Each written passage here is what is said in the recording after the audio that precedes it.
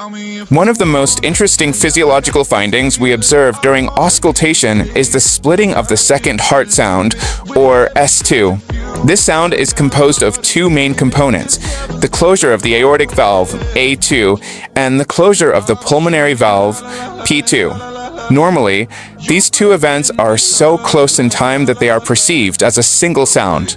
However, during deep inspiration, a physiological splitting can be distinguished. This occurs due to the effects of breathing on intrathoracic pressure and venous return. Upon inspiration, the pressure within the thorax decreases, favoring the return of blood to the right heart. This increases the volume that the right ventricle must pump, prolonging its ejection time and, therefore, delaying the closure of the pulmonary valve. At the same time, venous return to the left heart is slightly reduced, which shortens the ejection of the left ventricle and slightly advances the closure of the aortic valve.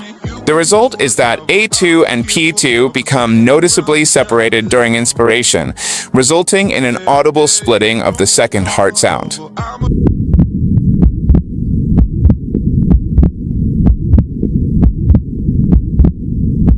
During expiration, these beats become closer again and the splitting disappears. This phenomenon is entirely physiological, and its presence is a sign of normal cardiovascular function, especially in young, healthy people.